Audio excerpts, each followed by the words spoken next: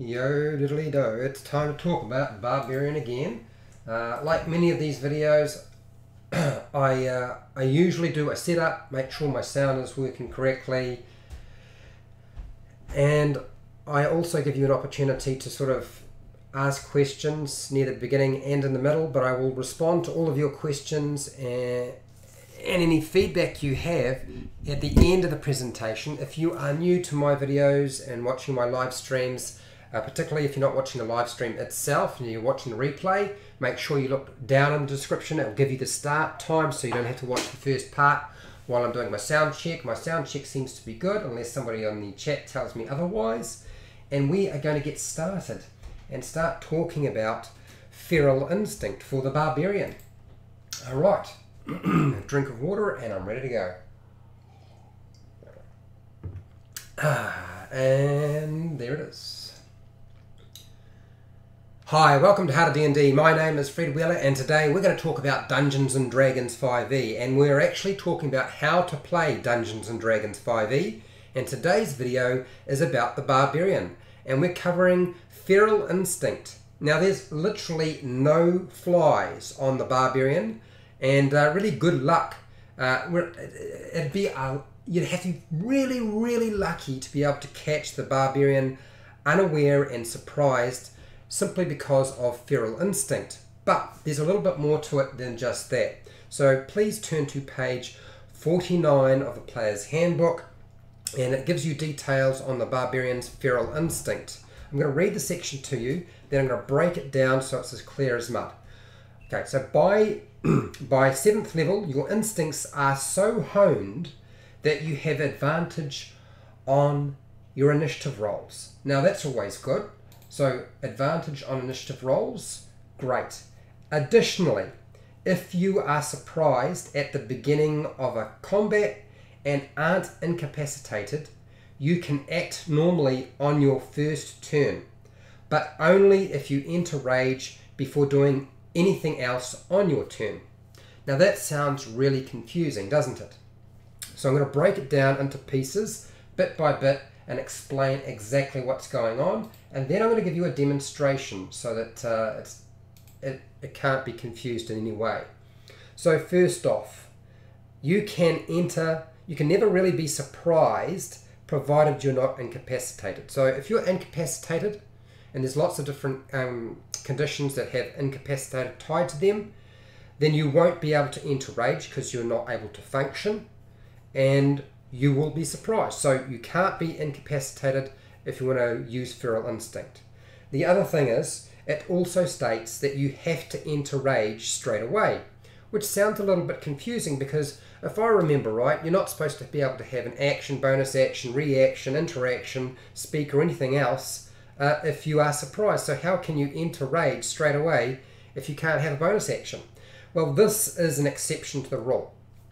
A Barbarian can still be surprised in the first round of combat if there are other members or other creatures, NPCs, that are higher in the initiative order.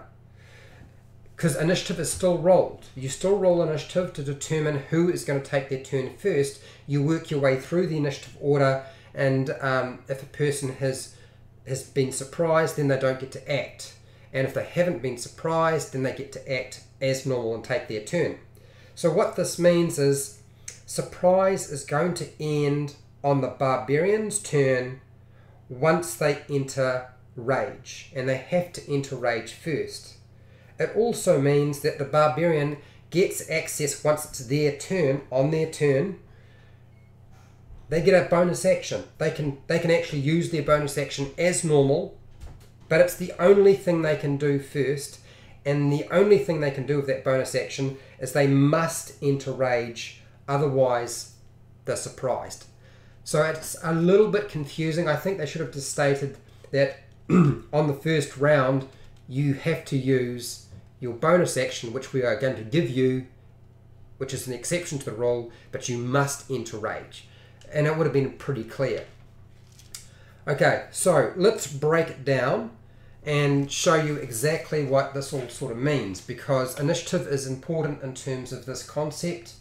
So here is our screen, And oh, I apologise, the start line from yesterday is still up and active. Okay, so it should be catching up hopefully. There we go. And I'll get rid of the book. Should have done that first. Anyway, so what I've done is I've given you a situation here and I've put them into order. This is the initiative order. The 4, 3, 2, 1, this just represents the highest members in this particular combat in the initiative order. And I'm placing the tiger at the top as having the highest initiative roll. Okay? It's not necessarily that it's rolled a 4 for their initiative, I'm just putting them into order. So this is the highest end, this is the lowest end. And I've put the cleric right at the very bottom. So don't worry about the numbers for their actual initiative, that is unimportant. So we roll round, we've rolled initiative, we've determined who is surprised and who isn't surprised, and let's just say that all of the members here are surprised. They didn't get a particularly good perception check against the stealth check for the tiger, and the tiger is going to act first. Their turn, they also rolled very high on the initiative, so they get to take their turn first. Very good, they do their attack, blah blah blah. We move on to the next person highest in the initiative, and it just happens to be the wizard. The wizard goes to take their turn, but they have been surprised, so all they do during their turn is be surprised. They can't do anything else. At the end of their turn, when they can't do anything, they end the surprise, which means at this point now, if time rolls by, they can actually use a reaction after the end of their first turn. That's the wizard. Now we're on to Feral Instinct. We've got the Barbarian next in the order of initiative. It's their turn. They're surprised. They can't do anything, but Feral Instinct allows them, one, to roll advantage. So you should have been rolling advantage when you're making your initiative roll, so remember to do that. But also, two, it allows you to have a bonus action when you wouldn't normally get a bonus action. And with that bonus action, you must enter rage if you want to do anything else. If you don't use your exception to the rule, that bonus action that they've allowed you with this particular feature to jump into rage, then you are just like the wizards. You're going to be standing there doing nothing. That's really how Feral Instinct is supposed to work. At the end of your turn, we'll move on to the cleric. Now the cleric, same sort of thing, was surprised, doesn't get to do anything. At the end of their turn, they end surprise. So now they can use their reactions. Does that make sense? It also means that at this point here, if the Barbarian has some sort of class feature or ability where they could use a reaction, well, they can't. They can't use a reaction because at this point in the initiative, if the tiger's taking their turn and they do something, there's no chance to use their reaction. You're still surprised. You can't end your surprise until it's your turn and you enter rage. If, say, the wizard decides to do something and casts a spell and you have a feature that's a reaction, you can't use it yet because you're lower in the initiative. It's not your turn. You haven't had a chance to use your Feral Instinct, okay, which means you get to use a bonus action to go straight into rage, provided you use the bonus action to go into rage. Otherwise, you don't get it, okay? So you don't necessarily get to do anything here or here with a reaction. Once you get here and you are allowed to use your bonus action to go straight into a rage, then you can take reactions, you can use your action, you can move, but what you can't do is try and take an action or move or interact or speak until you have gone into rage. I hope that is completely clear. I certainly hope it is. And if I haven't made it clear, you need to tell me in the chat box right now. So that's all I have on today's video. So if you found this helpful or informative, please share and like the video. If you're not already subscribed, then subscribe if you like this sort of content and you want to see more of it, because there will be more of it. Also too, there's a bell button beside the subscribe button or underneath it, depending on whether you're watching the video or on my channel. And when you do that, when you click on the bell button, it will notify you when I am live. It also lets you know when I publish a new video. Now, to support my channel, you just supported my channel by watching my live stream, watching my video right now, or watching the pre-recorded video later on. That's great. Also too, I don't do Patreon, but down in the description you will find an affiliate link where you can buy stuff online. You know the deal with them. You buy stuff online from Amazon, Book Depository, whatever. I get a small commission. You pay exactly the same price, and you don't even have to buy the thing that it's linked to, which is kind of cool. Also too, I have about 500 videos. There's bound to be something you will find useful, and I suggest going and checking them out as well. Okay, so now comments in the chat box right now. If you're part of the live stream, start asking your questions, giving your feedback, telling me if I got it wrong. I'm pretty sure I got it right.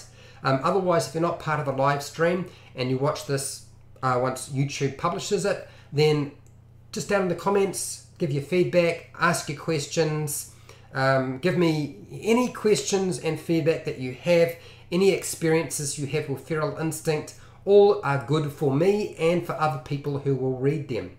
And that is the end of today's video. So till next time, keep rolling those 20s.